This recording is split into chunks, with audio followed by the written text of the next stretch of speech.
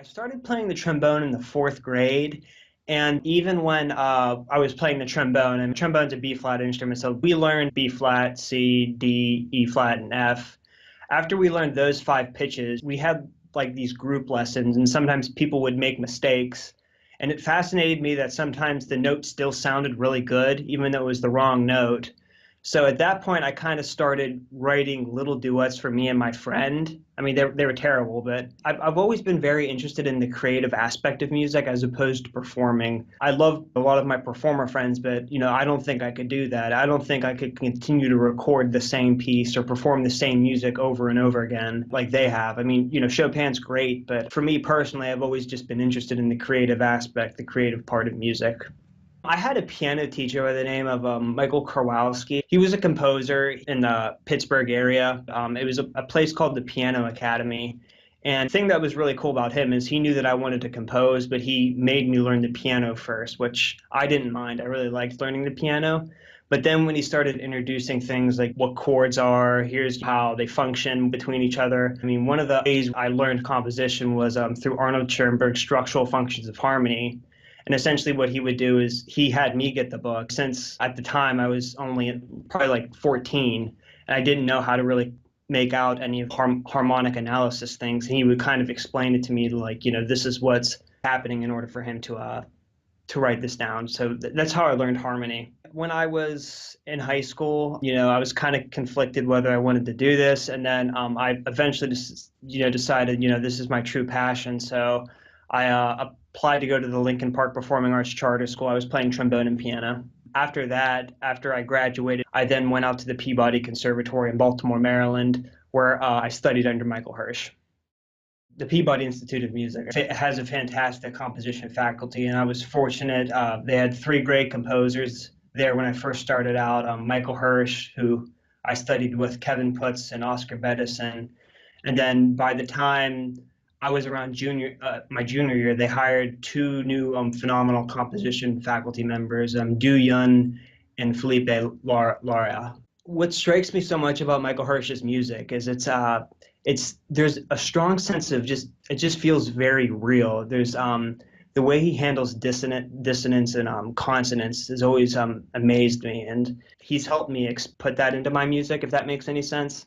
That's something that I've always been fascinated with. And he wrote a phenomenal opera. I think he considers it a monodrama called On the Threshold of Winter. And, that piece was it really had a huge impact on my music because I thought the thing that was very interesting was it showed really a very secular version of death, as in death is very tragic. And I just thought that was very interesting and it felt very real. I mean, obviously, as a religious person, I don't necessarily think of death is as tragic as his opera made it out to be, but I was still very amazed by just the sheer the realness in the piece of music. And after that, I felt that I needed to learn as much as I could from him.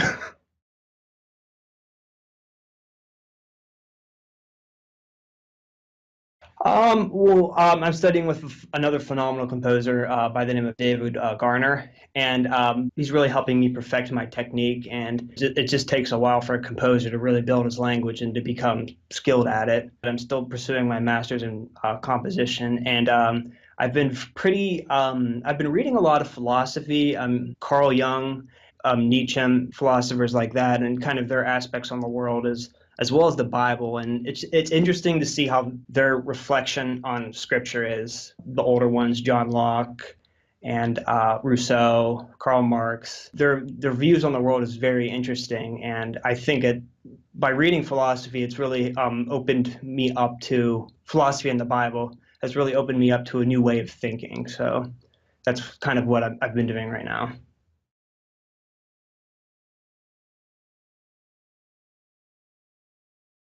Oh, yeah, at the conservatory, yeah, they mostly perform, yeah, our music. We get feedback from our colleagues. I mean, sometimes they'll be like, "This is stupid," and sometimes they'll be like, "Oh, this is a really cool piece," but that's just it's just how things work. So yeah, mostly they're very open-minded to playing new music. It's a great environment, both at Peabody and the San Francisco Conservatory for new music to be produced.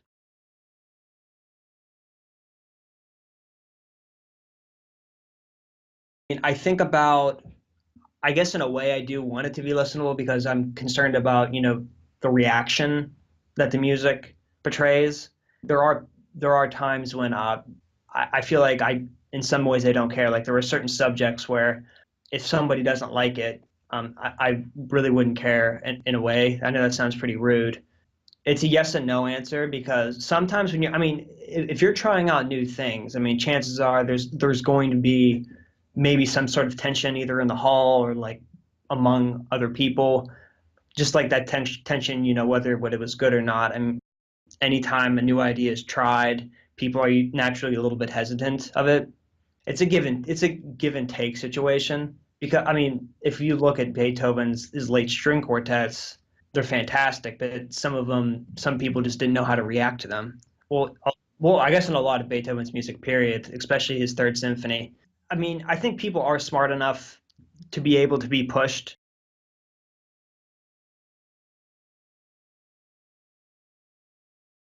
Some music, George Crumb actually talks about this in a pretty great in an interview, and he says there's some music that just sounds like university music, and then there's some people who just don't have enough technique and they're not able to express what they want to express.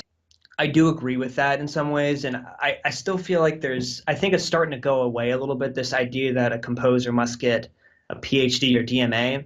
And I'll always I have the greatest respect for composers who uh who do that, but in a way I think it's still, I mean, I still feel like it's a little bit too academic. But I mean, even if you look at Princeton now, there's a phenomenal composer who graduated from Peabody, and he's currently in their composition program. His name's Connor Way. He's definitely I was really a student composer that I was really amazed by because he uses, well, what's considered still considered, I guess, in a way, extended techniques, but he on top of that he has this very modal, almost Renaissance feel. I think that period in the 50s, there was a lot of great, just ways of thinking about harmony and rhythm that really created a whole different world. I mean, it was very mathematical, but at the same time it opened up completely new ways of hearing harmony. And I think composers now are starting to realize that you can have this sense of tonality and have this stark dissonance or unique rhythmic structure in their music. And I don't think it would have been possible without that period of academic music in the 50s.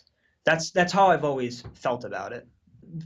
I do have some sympathy for the academic composers in a strange way, just because of the backlash after World War II. I think people are starting to realize now that maybe not as dissonant music isn't necessarily evil. So I think so. I mean, there are composers that hold a lot of animosity towards those composers, and I have a hard time doing that because I can see why somebody would want to do that.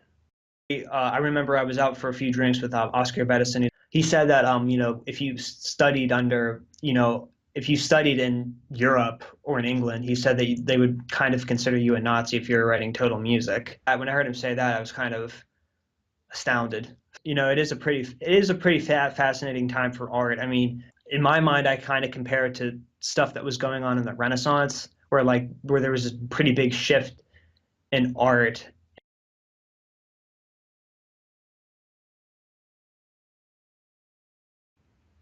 Um, they change all the time. I mean, actually, recently I've been listening to a lot of Renaissance music. Palestrina, Hildegard von Bingen, Periton, but probably most inspirational contemporary composer of the 21st century would, probably be Michael Hersch. And again, I think it stems from the realism that he's able to portray in his music, and that I really want to be able to portray in my music. And I think that's why I'm drawn in a way to Renaissance composers. Is it feels, like I said, it's just very hard to. I hate to say feels, but it feels like it's very real. I mean, it feels like it's very straightforward about what they're trying to express, and I've always been fascinated with that.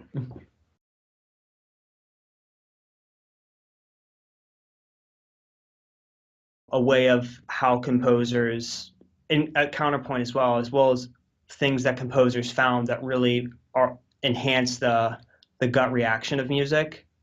And it's hard to explain why. I think there's a funny thing going around on Facebook. Someone's playing the first movement of Beethoven's Moonlight Sonata, and there's a baby who's he has to be 2 or 3 years old, and you can see him crying. And I think that at that point, I mean, I know I don't know if there's maybe some kind of comedic relief, but at that point when I saw that, that's when I truly began to believe that there is something else there that maybe we are inherently we inherently gravitate to. The kid's 2 or 3 years old. I mean, I don't know how much TV he would watch, but I mean, he hasn't been around that long, and the first movement of the first time he heard Beethoven's Moonlight Sonata, he began to cry. We're all individuals, and we are going to have our own experience when we listen to a piece of music, whether we agree on something or not. I mean, we all have different experiences listening to different music, and we all have different tastes in music.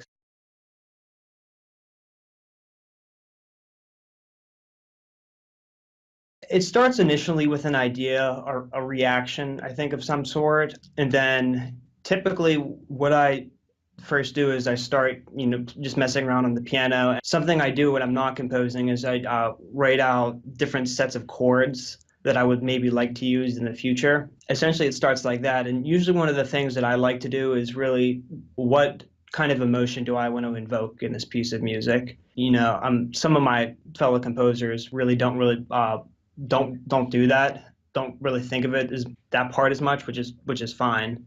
But the first thing that I always think about is what do I want the audience to feel, and what is the message I'm trying to convey to the audience.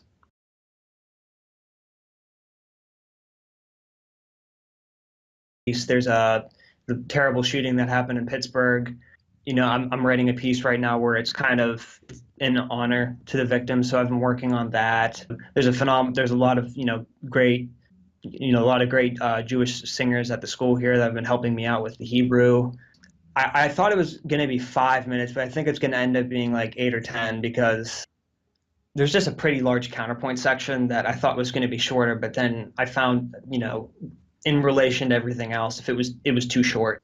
I made that judgment myself. Of course, it's been from studying from other professors, but yeah, I just felt like the pacing wasn't necessarily what it needed to be. It's going to be for chorus. I wanted the orchestration to kind of resemble Lily Boulanger's Psalms 24.